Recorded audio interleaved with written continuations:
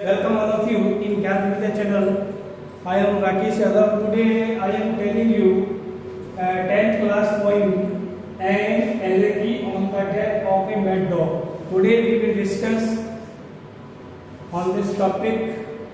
This poem is included in 10th class syllabus. Who composed this poem? First of all, we should know who is the poet writer. इसका poet writer कौन है? Oliver Goldsmith. आपने नाम सुना होगा Oliver Goldsmith का। Oliver Goldsmith compose this poem. Okay, first that we should know what is elegy. Elegy क्या है? सबसे पहले बच्चे 10th क्लास के बच्चे इसके बारे में नहीं जानते हैं। ये एक लिटरेरी टर्म है, ये एक फिगर ऑफ स्पीच है, अलंकार भी इसको बोल सकते हैं। इसको वैसे हिंदी में कहते हैं शोक गीत, मॉर्नफुल सॉन्ग, सैडफुल सॉन्ग। तो मॉर्नफुल सॉन्ग जिसको अपन शोक गीत बोलते हैं, और ये प्राय अपने दोस्तों या अपने कोई जो क्लोज रिलेटिव्स होते हैं उनकी डेथ पर लिखा जाता है। तो ओलिवर गोल्ड स्मिथ ने भी इस कविता को, इस पोएम को एक death of a mad dog, एक पागल कुत्ते की मृत्यु पर लिखा है। तो first at all we should know who composed this poem. Oliver Goldsmith composed this poem. Do you know who is the Oliver Goldsmith? Oliver Goldsmith was the Irish poet. पहले हमको ये जानना चाहिए ये कौन है। ये एक आयरिश पोएट है, ठीक है। और इसका जन्म कब हुआ था? इसका जन्म और मृत्यु के बारे में भी आपको ध्यान में रखिए। 10 नवंबर 1728 एंड पास्ट अवे 4 अप्रैल 1774। इसकी जन्म और मृत्यु के बारे में हमें जानकारी होनी चाहिए, क्योंकि वे अंग्रेजी के जितने भी पोएट्स हुए हैं उनकी डेथ और उनका बर्थ प्लेस हम एक जानकारी होनी चाहिए। क्योंकि कभी कभी ऑब्जेक्टिव टाइप के क्वेश्चन पूछ लेते हैं, कॉम्पिटिटिव एग्जाम के अंदर पूछ लेते हैं, तो अपने को इसके बारे में जानकारी होनी चाहिए कि इसका जन्म 1728 के अंदर और इसकी मृत्यु 1774 के अंदर हुई थी। और इसको हम we can say he was the Irish poet. इसको हम आयरिश पोएट कह सकते हैं। द विकार ऑफ द वेकरफील्ड इसका बहुत अच्छा नोवेल है। देख लेना, द विकार ऑफ वेकरफील्ड, ये इसका एक अच्छा प्ले है। और इस प्ले के कारण he became very popular in English literature. He became very popular poet and writer in English literature. Okay, this poem is composed by Oliver Goldsmith. आपके लेखक के बारे में समझ में आ गया? No doubt. अब अपन पोएम के ऊपर चलते हैं। What an elegy on the death of mad dog. इस कविता के अंदर क्या है?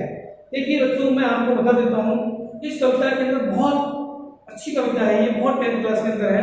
लेकिन इसको लेखक ओलिवर गोल्ड स्मिथ ने किसमें लिखा है? आयरनिकल स्टाइल में लिखा है। आयरनिकल जानते हो? आयरनिकल बोलते हैं एक व्यंग्यात्मक ढंग से लिखा है, व्यंग्यात्मक पूर्ण। इसको व्यंग्यात्मक पूर्ण, जिसको अपन सैटारिकल भी बोल सकते हो, सैटारिकल पोएम। आयरनिकल एंड सैटारिकल स्टाइल में ओलिवर गोल्ड स्मिथ ने इस कविता की रचना की है। तो आप लोग समझ गए होंगे इसको आयरनिकल स्टाइल में कैसे लिखा गया है। बहुत शॉर्ट पोएम है, तो मैं आपको एकदम ब्रीफ और समरी टाइप में बता रहा हूं। इसके अंदर देखिए, दिस स्टोरी या this poem is written on a man and his friend a dog. The poet Oliver Goldsmith describes the friendship of a man and a mad dog. तो कभी यहाँ पर ओलिवर जो गोल्ड स्मिथ है वो किसका वर्णन करता है? फ्रेंडशिप का वर्णन करता है। और वो फ्रेंडशिप किसके बीच में है? A man and a mad dog. इन दोनों के बीच में जो मित्रता है उसका वो क्या करता है? डिस्क्राइब्स करता है। कौन? कवि। देखिए, सबसे पहले मैं स्टोरी आपको बता दूं। एक आईसी निकेतन नाम की जगह थी। क्या नाम की जगह थी? आईसी निकेतन। मैं आपको जगह का नाम बताता हूं। ISLIGTOL, 1 minute 1 second sorry. तो आइसोलेटेड नाम की एक जगह थी, ठीक है, मैं क्लोज कर दूं, साफ कर दूं। तो इसमें आइसोलेटेड नाम की जगह थी, उस आइसोलेटेड जगह के अंदर एक व्यक्ति रहता था who was very kind and gentle person।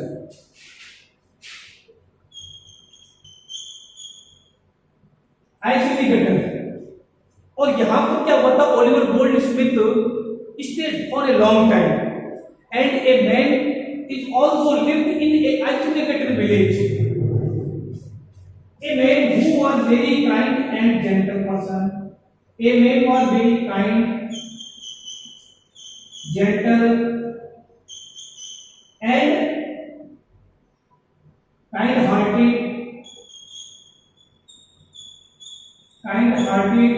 है ना, जेंटल था, काइंड था और काइंड हार्टेड था, है ना, जनरसिटी आदमी था। तो ये इसके अंदर, उस व्यक्ति के अंदर गुण थे। Why? Because he used to go to church for prayer। वो प्रेयर के लिए चर्च जाया करता था। Every man used to think, सोचा करते थे, he was very kind and gentle person in isolated city। अब आइसोलेटेड में वहां लोग ये सोचते थे सब चलता है और पूजा के लिए जाता है तो बहुत ही अच्छा काइंड आदमी है, काइंड हार्टेड है, ऑनेस्ट आदमी है, ईमानदार आदमी है। तो क्या हुआ कि उसी गांव के अंदर कुत्ते रहते थे, और वो कुत्ता कौन था, मॉकनर। मॉकनर नाम का जाति का था शायद, एक बार देख लेता हूं मैं कौन सा जाति का था। और मंगल, ये एक मिक्स जाति का कुत्ता होता है। और एक कुत्ता था, क्या नाम, कर्स और हंटेड।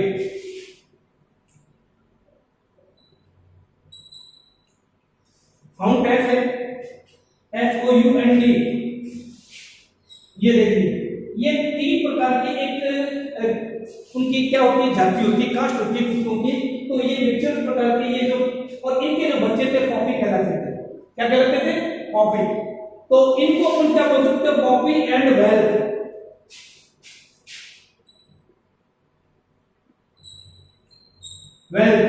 अब ये दोनों बच्चे होते थे इनके, इन कुत्तों की जातियों की। कोई शिकारी कुत्ता होता था, कोई आवारा कुत्ता होता था, ठीक है। ये आवारा कुत्ता होते थे, ये शिकारी कुत्ते होते हैं जिनको घरों में पालते ना, हाउंड। तो ये हाउंड है, कर्स है और मॉन्ग्रेल है। ये जो कुत्ते थे उसी गांव के अंदर रहते थे।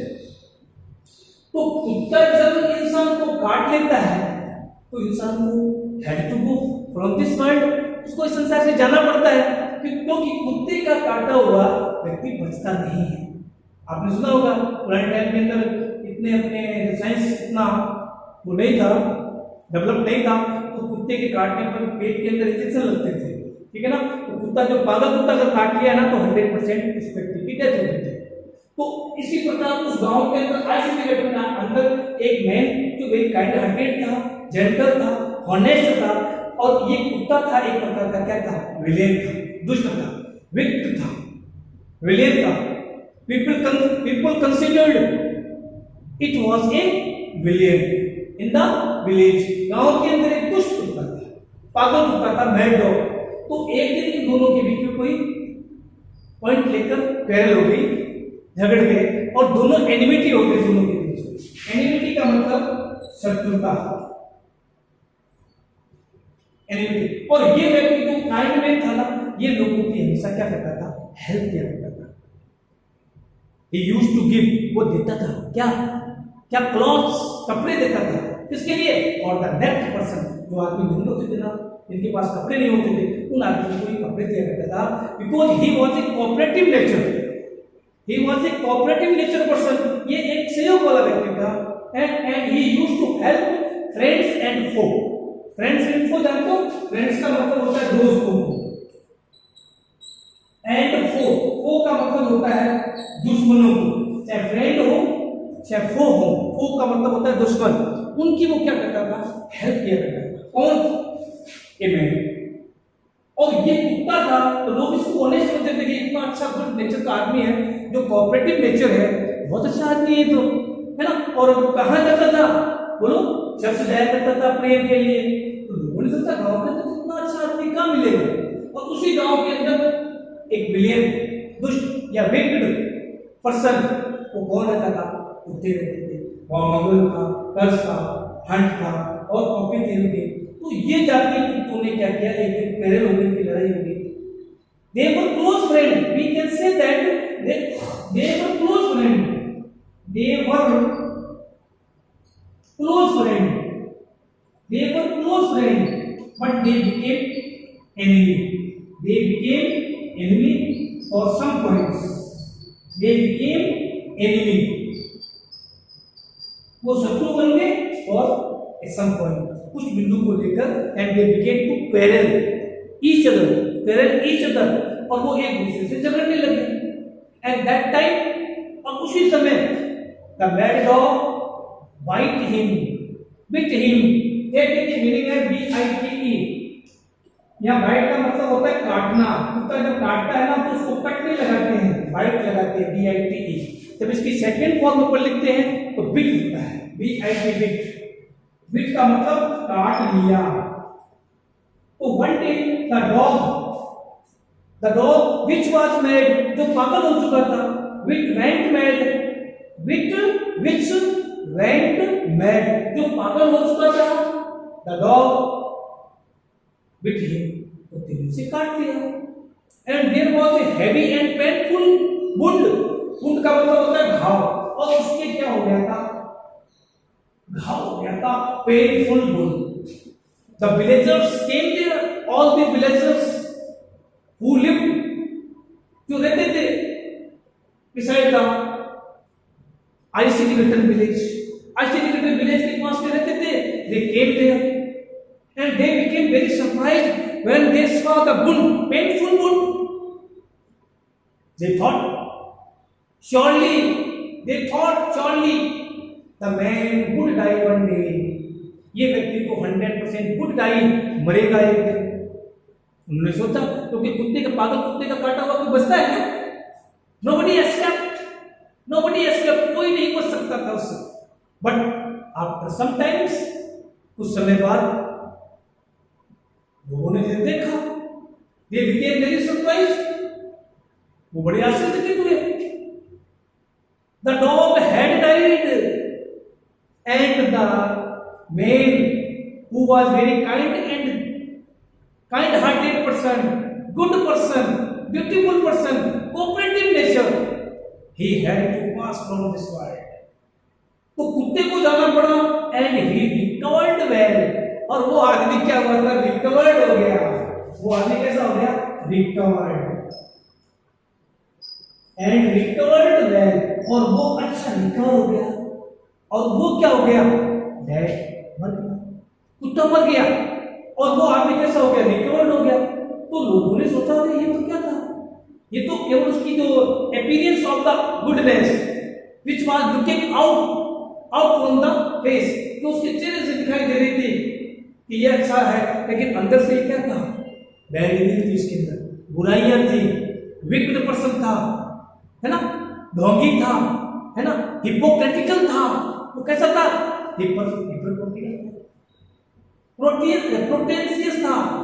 प्रोटेंशियस था। अब हिपोक्रेटिक एंड प्रोटेंशियस, ये मेरे याद कर लो। हिपोक्रेटिकल, HYPOCRITCAL, हिपोक्रेटिकल षड्यंत्रकारी, और प्रेटेंशियस का मतलब क्या होता है, ढोंगी, पखंडी, है ना। तो ये मीनिंग दोनों याद करो, हिपोक्रेटिकल एंड वो ढोंगी था, अंदर से वो जहरीला था। He was more poisonous than the mad dog. Who was more poisonous than mad dog? कुत्ते से ज्यादा जहरीला कौन था, किसके अंदर पॉइजन ज्यादा था, POISONOUS, पॉइजनियस, किसके अंदर जहर ज्यादा था, मेन के अंदर ज्यादा जहर था, किसकी तुलना में, मोर देन मैड डॉग। तो बच्चों, मेरा कहने का मतलब ये हुआ, इंसान ज्यादा जहरीला होता है, इंसान की जो शत्रुता होती है, इंसान के अंदर जो अंदर की बैड इविल होती है, वो बैड इविल कुत्ते से भी ज्यादा कैसी होती है, पॉइजनियस होती है, जहरीली होती है। तो वो कुत्ता है, उसको उस संसार से जाना पड़ा। The dog had to go from this world and he recovered very well. So we can say this poem is written in the ironical style, in the satirical style by the Oliver Goldsmith. ये कविता Oliver Goldsmith के द्वारा ironical style में लिखा गया था और इसको satirical style में लिखा गया है। किस प्रकार वो गांव में रहते थे, किस प्रकार वो दोनों अच्छे सज्जन व्यक्ति थे, दोनों के अंदर मित्रता भी थी। They became close friends, but after some points they began to quarrel each other. वो झगड़ गए and that time the dog bit him, उसे काट लिया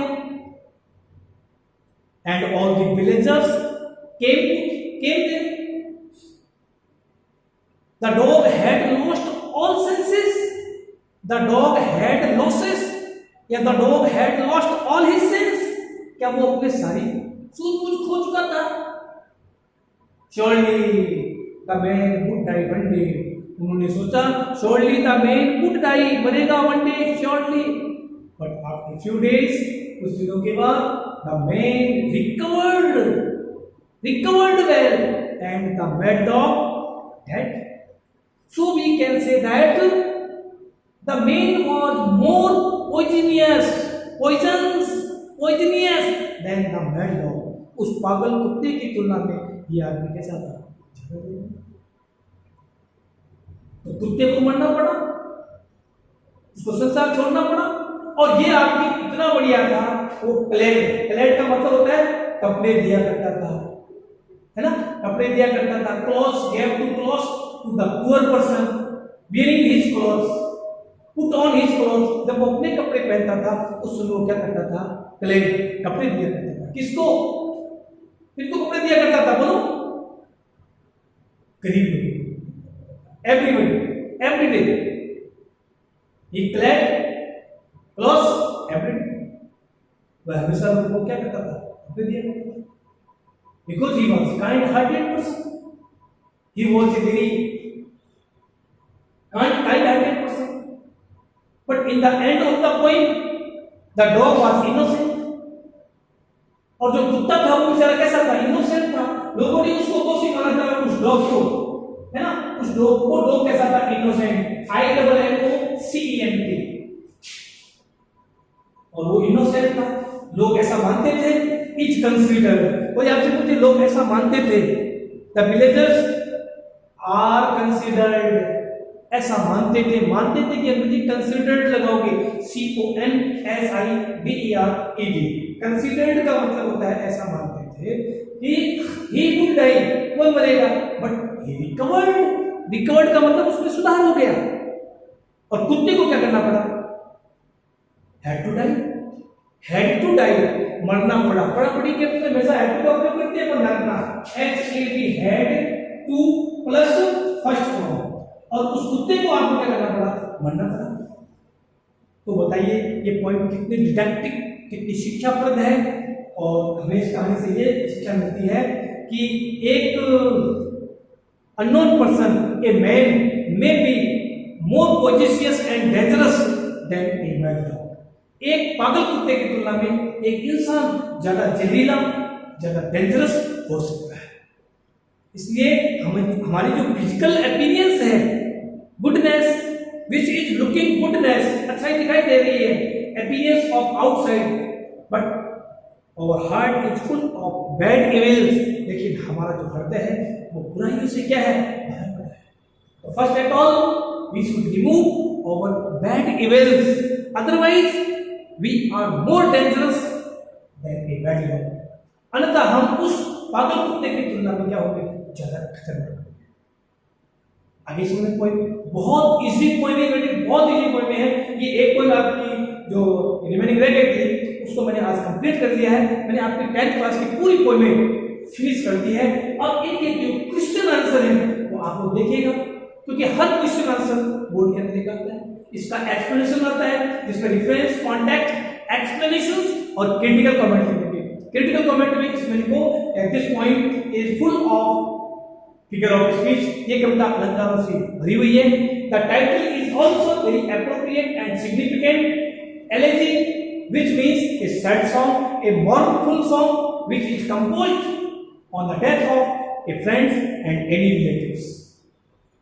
And second, this poem is written in an ironical and satirical style.